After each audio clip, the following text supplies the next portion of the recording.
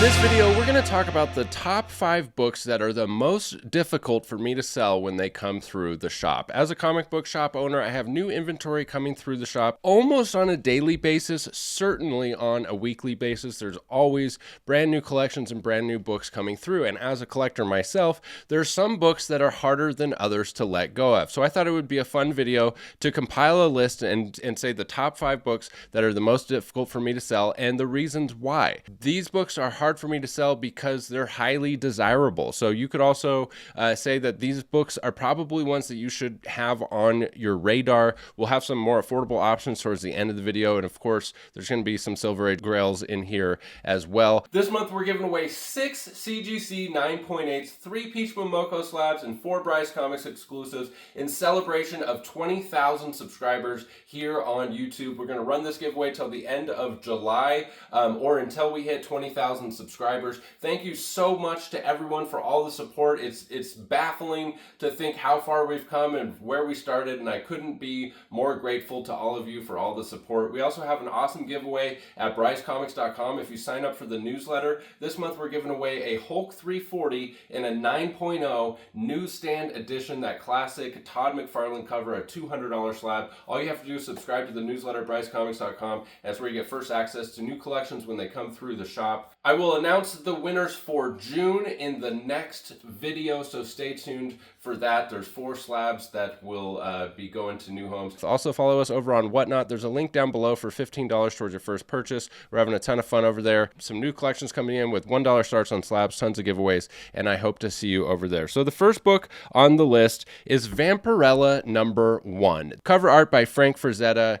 And one of the things I love most about this book is how well the character is still doing and how well she'll do for the rest of time. But to boot, the Frank Frazetta cover is just remarkable. There was a copy that I had came through the shop. Thankfully, I sold it to someone who I consider a friend, Denise, a nerdy old woman who's commenting on some of my videos you might see. She picked it up when it came through. It was like a VF copy that had a date stamp on it that was the same day that we landed on the moon landing date stamp on the moon, because this book was released right around the moon landing. And that was a truly unique piece, even though it was, like a VF copy. And I have always regretted selling that one. And every time it comes through, it's difficult to let go of. So it is a book that I'll own one day when the right copy comes along at the right price. Next on the list, we have Fantastic Four #5. So in a more interesting point about this is the first appearance of Dr. Doom, but I recently had a copy. It's a 2.0. And I remember seeing it in the case and thinking, man, I'm going to sell this for $3,200. It also had a date stamp on it, which was, just adds cool provenance to it if it's like before the actual release date of the book. So when they released a book, the indicia of the comic would have, like for Fantastic Four #5, I believe it was July, and the date stamp on it was April. So they would get distributed months before the date on the indicia, so it would give shops and newsstands and stuff time to sell the book, and it wouldn't be like stale inventory. So when you see a date stamp before the actual indicia release date, it means that thing was stamped like right when it rolled off the press. And that adds so much of a cool factor to me, because I think about this particular Fantastic Four #5 was a 2.0. And when that got that date stamp, it was a 9.8. I mean, imagine the value of that book. And then over the decades, it being rolled up and put into a back pocket and loved and read, and a piece came off here and a piece came off there. And then finally in 2024, it sold for $3,200 in a 2.0 down from its original condition of, a near mint copy. I think it's just so cool. And so what was difficult about that particular book to sell was, at the $3,200 price point, I know we all have different budgets and stuff, especially for comics, but I started looking around like, what can I move around to keep this? I mean, it's the first appearance of Dr. Doom. I don't know. It just was difficult for me to let go of this one. And one thing that's interesting as well is you're not going to hear me say Fantastic Four #1 on this list, because that wasn't difficult for me to sell when it comes through, because it's so expensive, and as a dealer, if you're buying that book for $20,000-$30,000, the most expensive copy I ever had was an 8.0 that I sold for $125,000 for a Fantastic Four #1 and 8.0.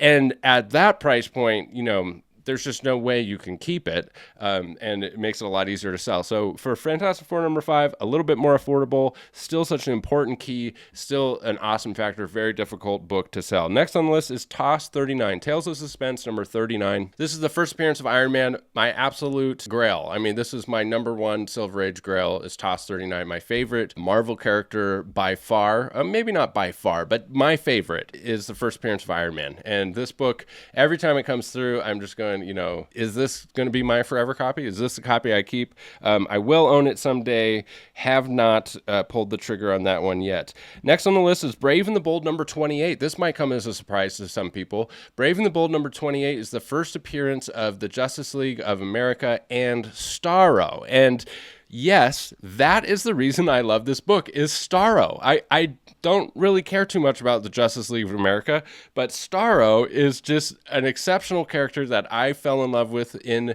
the rendition that they portrayed him as in the Suicide Squad movie. I just think it's such a bizarre, weird character, and the way that they made that work in that movie with the special effects that they did, I was just in love with it. So I will, and he's front and center on the cover. I mean, that cover is all about Starro. If he wasn't on the cover, I probably wouldn't care about that book hardly at all. But since he's right there on the cover, that's a difficult book for me to sell. I'm definitely going to have that in the PC one day. Now for some more affordable options.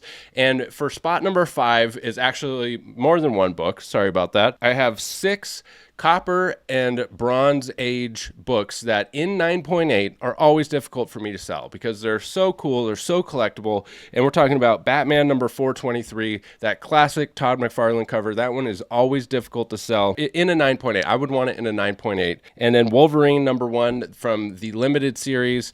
I mean, so many awesome homage covers have been started because of this, and particularly a newsstand copy. A 9.8 newsstand, that's the one that's hard for me to sell. The direct editions, they come in all the time, but a 9.8 newsstand, especially if it's signed by like Chris Claremont or something, it's like, that's a tough one to sell and will be in my collection someday. But one of the things is that these books are always coming through my shop, so they kind of are in my collection. So I would imagine that when I go to retire, I'll eventually, like when I get close to retirement, just start keeping the ones that I've always wanted to keep. And then when I retire, bam, there's my collection. I'm actually really looking forward to that. Next, and this one would be probably for me the top of this list for the Bronze and Copper 9.8s, is Amazing Spider-Man 252. That was one of the first books I ever owned at a 9.8. I remember I bought it on eBay for like $300. I remember there was a guy selling 9.8s of it on eBay. No reserve auction on eBay, one a week for like over a year. This guy had just hundreds of copies of this apparently, and it was always sell for around $300. Now I believe it's over $1,000 book, and particularly the one that I'm after is the Canadian price variant. That's one of the rarest copies of this. I believe the Mark Jewelers would be the most rare. Next to that would be the Canadian price variant, and that would be my choice for this book in a 9.8, but I don't want to overpay. It only comes up every so often. I missed out on one, regretted it ever since. Probably won't miss out on the next one. Secret Wars number 8. Again, Canadian price variant would be the top choice for me. Next to that would be newsstand, or like a signed newsstand copy by Stanley would be outstanding. The direct editions are, attainable, and they do come up for sale often. Hulk 340, classic Todd McFarlane. That one is actually coming down in price a lot. Last I saw it was like around an $800 9.8 for the direct. The newsstand is super rare for this one, but it's also correcting. I think it's down into like the 2000s. It was up around 4,000 recently. And Amazing Spider-Man 300, first appearance of Venom. Definitely would like to have this in a 9.8. I think the newsstand is probably out of the question on this.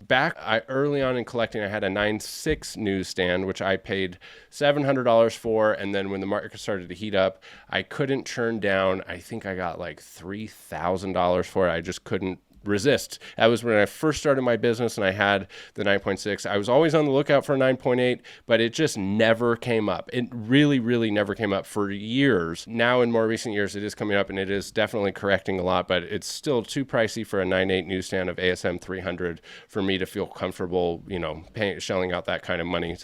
I'd like to see where it lands over time. So that's it. Some amazing books that are always difficult for me to sell. Definitely books that should be on your radar. I think any of these books, if you can get them at a good deal, are good investments. There's definitely things to consider as far as timing the market. I mean, I'm not keeping any of these right now. I do think that prices will correct some more, but if you can get a good deal, we're in this hobby to have fun. It's not like we can just pause collecting until the market is just right, you know. So some prices on these, like the whole Creek 4, a lot of these are coming right back into a reasonable realm where they're, you know, more attainable for a lot of people, which is exciting. I want to thank you for sticking with me to the end of the video. Don't forget those 2 giveaways that we always do here. Some really exciting stuff on the way. My fingers crossed on some really exciting collections, but you never want to, you know, count your chickens before they hatch. Thanks once again for sticking with me to the end. We'll catch you in the next one. Bye.